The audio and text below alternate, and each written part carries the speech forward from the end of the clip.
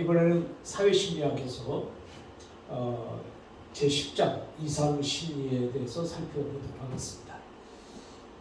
자, 우리가 이제 지금 네 가지를 살필 건데 이상심리가 뭐냐, 그 다음에 정신장애 발생에 관한 이론을 또 살펴볼 것이고요. 그 다음에 정신장애는 어떻게 분류가 되는지, 그 다음에 정신장애의 유형에 대해서 네 가지를 살펴보므로 이번 시간을 대신하겠습니다.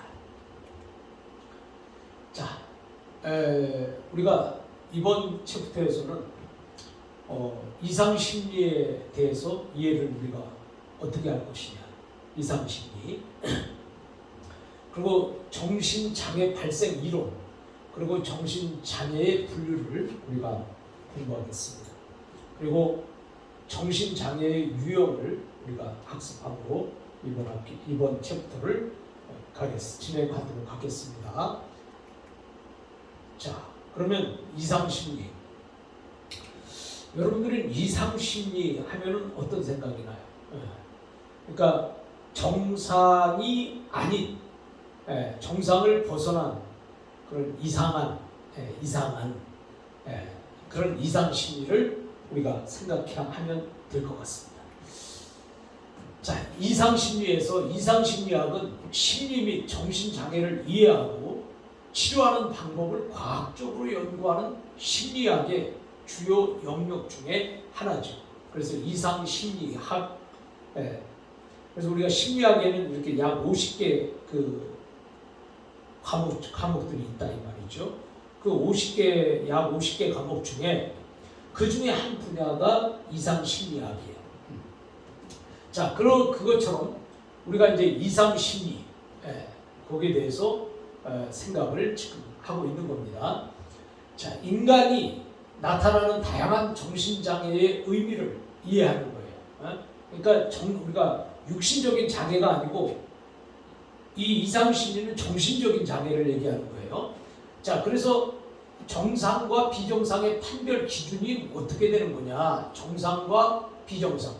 자, 어느 것은 정상, 어느 것은 비정상. 이 경계선 애매모호한 그것을 우리가 판단을 하고 기준을 세우는 거. 이것이 이제 우리가 하는 거죠. 그다음에 정신장애의 분류 목적, 그다음에 분류 방법, 그다음에 분류 체계에 관해서 설명하는 것이다. 자, 이상심리에 대해서는 이상심리 상담의 주요 기능은 전문적 지식을 활용해서 그냥 일반적 지식이 아니라 전문적 지식이에요. 자, 전문적 지식을 활용해서 다양한 증상들이 각자 서로 다양하잖아요. 다양한 증상 및 장애를 나타내는 내담자에게 도움을 주는 것이다. 내담자라고 하는 것은 클라이언트죠. 상담자는 우리 사회복지사, 또 상담사. 그러나 내담자는 이제 와서 상담을 하는 사람, 즉 클라이언트를 말하는 거예요. 그래서 클라이언트에게 도움을 주는 것이다. 자, 이상심리학은 심리 및 정신장애를 이해하고 치료하는 학문으로 상담자는 내담자의 심리적 증상, 그 마음의 증상, 그 다음에 그 장애가 구체적으로 어떤 유형인지를 파악을 해야 되잖아요. 그리고 파악하고 나서 그 증상 및 장애의 발생 원인, 왜 이 증상이 생기고 왜 이 장애가 생겼는가, 그 원인을 규명을 해야 되잖아요. 그리고 또 그 장애가 발생하는 그 과정에서 배경을 우리가 무시할 수 없어요. 자, 그래서 배경 등을 포함한 내담자 문제를 전반적으로 이해해야 한다. 이렇게 지금 우리가 이상심리학에서 이렇게 말하고 있습니다. 자, 그 다음에 정신장애 발생에 관한 이론이에요. 그러면 정신장애가 발생을 할 때에 그 발생한 거기에 대해서 우리가 이론들은 어떤 것인가를 지금 살펴보려고 해요. 자, 맨 처음에는 정신분석적 접근이 있다 이거예요. 정신장애 발생에 관한 이론 중에서 정신분석적 접근. 그러니까 정신분석이라고 했어요. 그래서 정신분석적 접근에는 정신장애 전반에 대해서 심리학적으로 이해를 하는 거예요. 심리학적으로.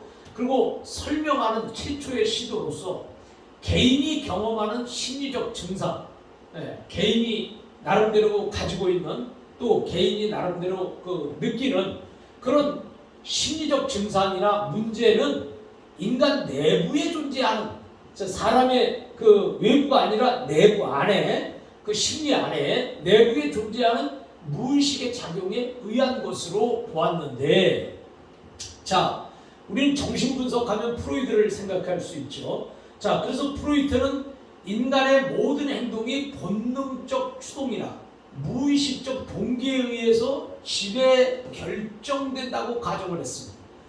그래서 프로이드는 이렇게 그 본능적 충동, 또 무의식적 동기, 그래서 이런 것들에 의해서 지배되고 또 그것이 결정된다는 거예요. 자, 그래서 본능적 충동, 추동이라고 했는데 어쨌든 뭐 똑같은 의미라고 볼 수 있습니다. 자, 삶이 지속되는 한 인간의 원초화가 있고, 그 다음에 자아가 있고, 그 다음에 초자아가 있다 이거죠. 그러니까 원초화, 자아, 초자아. 그래서 이런 그 사이에 마찰과 갈등이 일어나고 있다는 거죠. 그래서 이는 불안과 심리적 증상을 형성해서, 불안과 심리적 증상이에요. 이것을 형성해서 심리적 문제의 근원이 된다. 그리고 자아라는 것은 나죠. 나는 자신을 보호하기 위해서 방어 기제를 무분별하고 충동적으로 사용해서 심리적 증상을 형성을 한다는 거예요. 그래서 적응하지 못하는 부적응적 결과들을 초래한다는 것입니다. 자, 그래서 우리가 이제 이게 그 원초와 자아, 초자 간에 이제 그 사이에 어떤 마찰, 자, 이런 갈등, 자, 이런 것으로 인해서 이제 불안이 생기는 거죠. 불안. 자, 이 불안은 이 이상 심리에 있어서 이게 가장 제일 잘 나타나는 거고, 사람은 누구든지 이 불안을 경험하게 됩니다. 자, 그런데 요 지금 우리가 이제 정신분석 접근으로 지금 들어가는 거예요.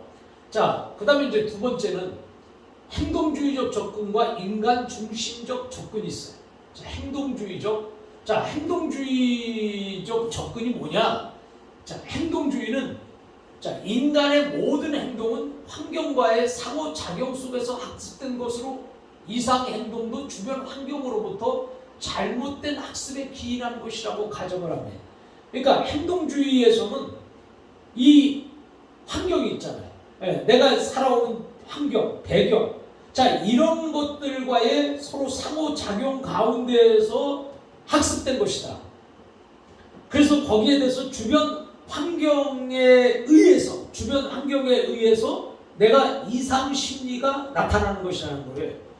그것으로 이제 그래서 잘못된 학습에 기인한 것이다. 이렇게 행동주의적 접근에는 이렇게 이해를 하고요. 그 다음에 이제 인간 중심적 접근이에요. 인간 중심적 접근에서는 우리가 빼놓을 수 없는 사람이 인본주의의 대표 로저스에 의해서 로저스에 의해서 창시된 인간 중심적 접근이에요. 그래서 로저스는 인간 중심적 접근을 설파한 거예요.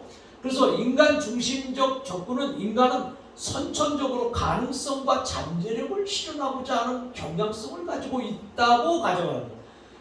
그래서 로저스는 모든 사람은 다 선천적으로 누구든지 다 선천적으로 가능성이 있다.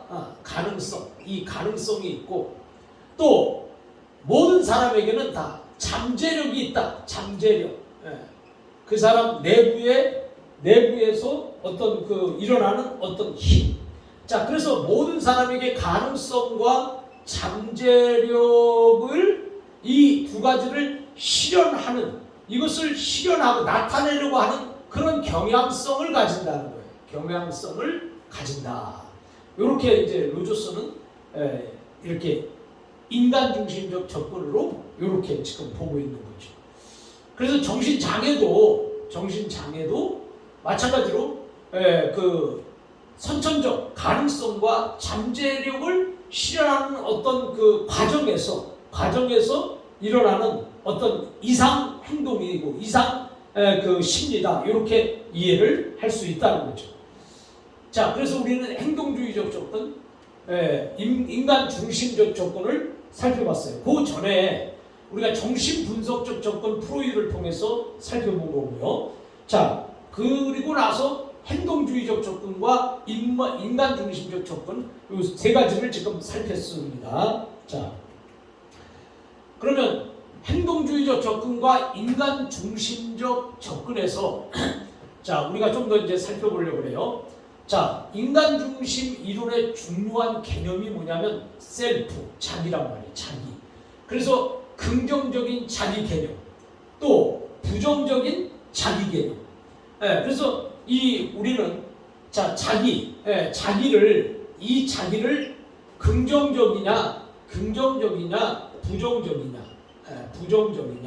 자, 이렇게 이제 우리가 나눌 수 있는 거죠. 내 개념을 긍정적인 개념이냐, 부정적인 개념이냐. 그래서 여기 셀프, 자기는 다른 사람과 상호작용 경험을 통해서 자기 개념을 형성하고 유지한다는 거죠. 그래서 나는 이 세상에서 혼자가 아니라 이 다른 사람하고 서로 어떤 상호작용을 한다는 거예요. 상호작용을 하는 그런 경험을 통해서 내 나름대로의 셀프 컨셉이 이루어진다는 거죠. 그래서 내 나름대로 어떤 내가 생각하는 내 자신만의 셀프 컨셉이 이루어진다. 그것이 이제 형성이 되고 유지가 된다. 이런 얘기예요. 그 다음에 긍정적 자기 개념이라고 하는 것은 있는 그대로 수용되고 긍정적인 존중을 받을 때 형성이 된다. 자, 긍정적이라고 하는 것은 우리가 어떤 것을 긍정적으로 봤을 때에 있는 그대로를 받아들이는 거예요. 무비판적 수용, 있는 그대로를 받아들이는 거 긍정적이죠. 그리고 또 그것을 긍정적인 존중을 받을 때 내가 어떤 무비판적 수용으로 내가 긍정적인 존중을 받을 때 내가 긍정적인 이런 자기 개념이 생긴다는 거예요.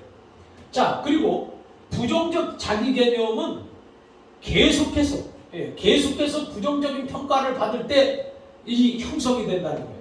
그러니까 그 사람이 긍정적인 그 수용을 받고 인정을 받을 때는 긍정적인 사람이 되는 것이지만 그 사람이 모든 것에 대해서 부정적으로 이렇게 자꾸 이렇게 경험을 많이 하게 되고 또 그 사람이 그 부정적인 그런 인생에서 만약에 벗어나지 못하고 살고 있다고 하면 그 사람은 부정적인 사람이 된다는 거예요. 그래서 긍정적 자기 개념이 있고 부정적 자기 개념이 있다. 그러니까 긍정을 많이 경험한 사람은 긍정이 되는 거고 부정을 많이 경험한 사람은 부정적 사람이 되는 것이다. 오늘 여러분의 삶에서 여러분은 긍정적인 삶의 자세를 지금 살아가고 있습니까? 아니면 부정적인 자세로 삶을 살아가고 있습니까? 이걸 본인이 한번 가슴에 손을 얹고 한번 생각해 보세요. 나는 내가 정말 이렇게 있는 그대로 받아들이고 나를 수용하고 그 다음에 내가 존중을 이렇게 받고 있는가? 그래서 내가 모든 것을 가능성을 생각하고 할 수 있다고 생각이 되어지고 이렇게 뭐든지 이런 생각으로 내가 세상을 사는가? 아니면 세상은 만만치 않은 거다. 세상이 호락호락하지 않다. 세상은 다 내 뜻대로 되는 것만은 아니다. 세상은 너무 살기가 힘들다. 그 세상은 이게 만만치가 않다. 이렇게 생각하는 사람들은 부정적인 사람이 된다 이거예요. 긍정적인 사람은 이 세상에서 살아볼 만한 가치가 있는 것이고 세상은 내가 있는 동안에 참 나에게 좋은 것이고 또 내가 세상에서 내가 또 열심히 일하고 열심히 또 하면은 못할 것도 없다. 이런 사람은 긍정적인 사람이 되는데 대부분 부정적인 사람은 세상이 호락호락하지 않다는 거예요. 또 세상이 만만하지 않다는 거예요. 어떻게 사람이 생각한 대로 다 되냐 이거야. 요렇게 생각하는 사람들은 부정적인 사람이라고 우리가 볼 수가 있는 거예요. 자, 그래서 긍정적 자기 개념과 부정적 자기 개념을 생각을 해봤어. 자, 그래서 사람들이 스스로 타고난 가능성, 누구든지 자기 스스로 타고난 가능성이 있죠. 그리고 자신이 갖고 있는 잠재력이 있단 말이에요. 그 잠재력, 누구든지 그 잠재력을 발견해야 되는데 그걸 발견하지 못해. 그래서 외부에서 부여되는 가치 조건들에 자신을 맞추어서 살려고 하니까 그때 심리적인 문제가 생긴다. 자, 그러니까 다시 말해서 내가 인생을 가능성을 생각하고 할 수 있다고 생각을 하고, 그 다음에 내 안에 어떤 잠재력 있잖아요. 할 수 있는 그런 능력, 또 거기 내 안에 나를 믿고 나를 또 나도 어떤 내가 나를 의지하는 그 의지력, 자, 이런 잠재력을 발견을 하면은 자신감이 생기는데, 이걸 발견하지 못하니까 외부에서 부여된 가치 조건들에서 나를 맞춰가야 되잖아. 그러니까 나를 외부에 들어오는 환경에 나를 맞춰가야 되니까 결국은 여기에서 심리적인 문제가 생기게 되고 스트레스도 생기게 되고, 여기서 이제 이상 심리가 여기서 나타나게 된다 이거죠. 그래서 이제 이것이 이제 행동주의적 접근과 인간중심적 접근을 지금 우리가 살펴본 거예요. 자, 그 다음에 이제 인지주의적 접근이 있어요. 인지. 자, 인지라고 하는 것은 내가 알고 있는 어떤 지식, 근거 이런 거죠. 자, 그래서 인간의 감정과 행동은 객관적이다. 그리고 물리적 현실보다는 주관적이다. 그 다음에 심리적 현실에 의해서 결정된다. 그래서 개인이 어떻게 생각하느냐에 따라서 감정과 행동에 영향을 받기 때문에 인지를 중요시한다는 거예요. 그러니까 쉽게 말해서 내가 어떻게 똑같은 사건인데도 내가 어떻게 생각하느냐에 따라서 그것이 결정이 된다는 거죠. 그래서 내 생각이 굉장히 중요한 것이라는 거예요. 내 알고 있는 지식, 내 마인드, 나의 생각, 내 감정, 자, 이런 것들이 이제 굉장히 중요한 것이다. 그게 이제 인지주의적 접근이란 말이에요. 그래서 내가 바라보는 시각에 따라서 어떤 그 문제도 그 시각으로 바라보고 있잖아요. 사람은 각자 나름대로의 시각이 다 있어요. 그래서 그 시각으로 똑같은 문제를 바라볼 때 그 시각에서 보는 거예요. 각자가 서로가 다 다르게 그 시각에서 바라보는 거죠.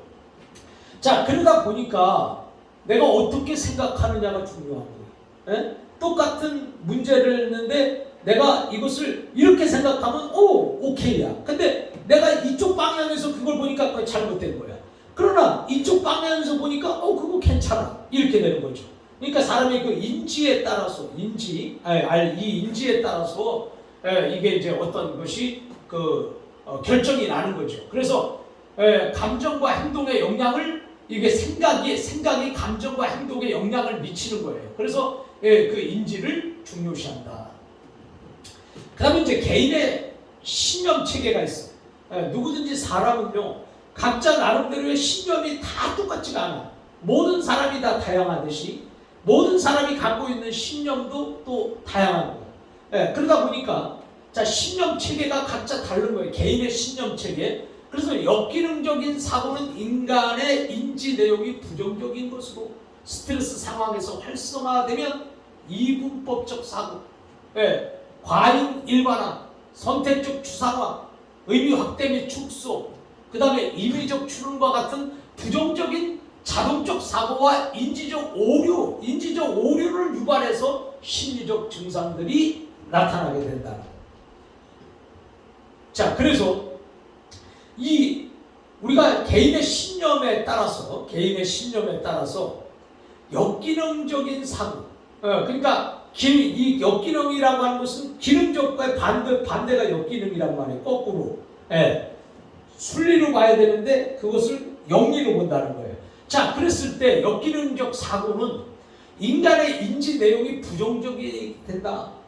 그래서 스트레스 상황에서 활성화되죠, 그게. 그러다 보니까 이분법적 사고가 생기게 되는 것이고, 그 다음에 과잉 일반화가 되는 것이고, 그 다음에 선택적 추상화, 의미 확대 및 축소. 그래서 어떤 것을 의미를 확대시키면 그게 문제가 되는 거고, 또 축소시키면 문제가 안 될 수도 있고요. 자, 그래서 임의적 추론과 같은 부정적 자동적 사고와 부정적인 자동적 사고와 인지적 오류를 통해서 그것으로 말미암아서 생겨나는 것이 심리적 증상들이 바로 이상심리다. 이렇게 볼 수 있는 거예요.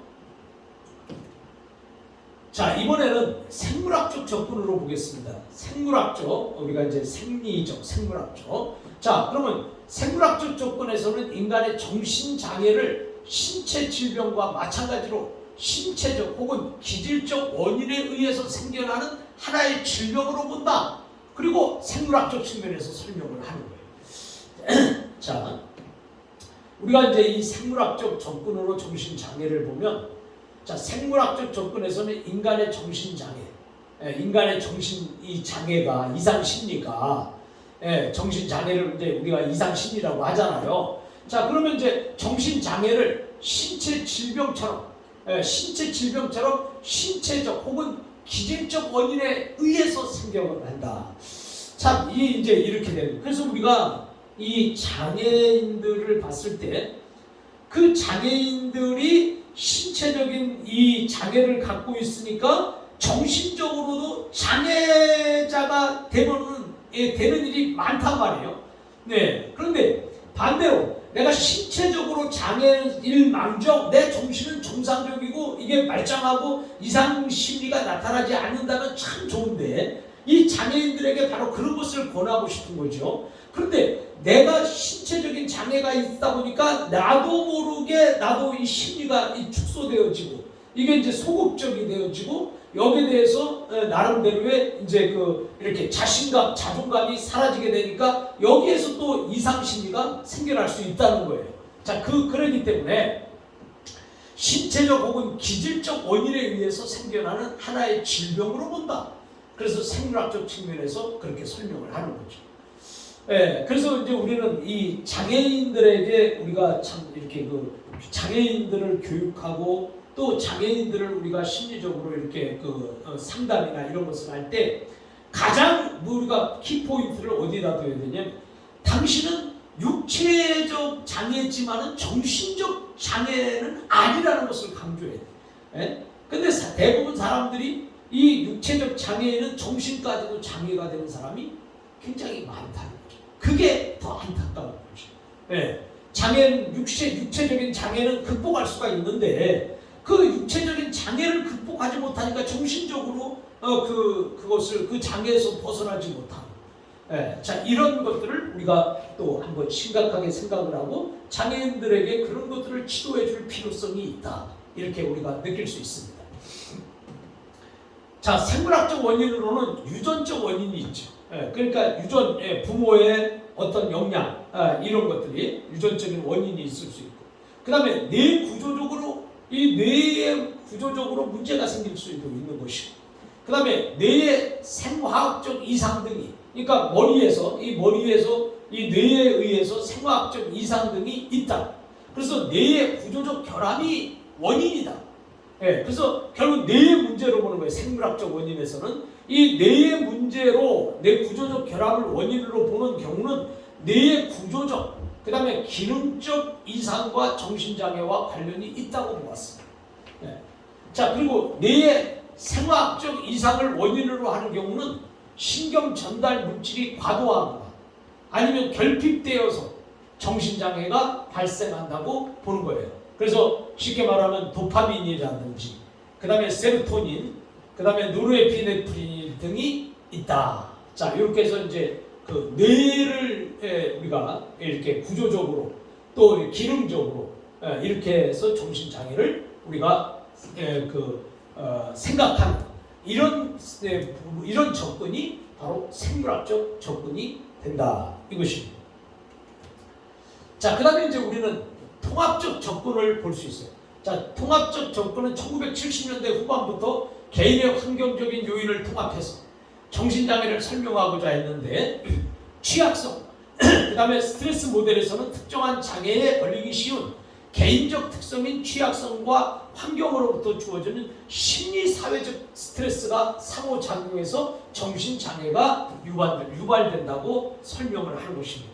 그래서 심리사회적 스트레스, 자, 이것이 이제 서로 작용을 한다는 거예요. 그래서 이상심리, 정신장애가 유발된다고 설명을 하고 있습니다.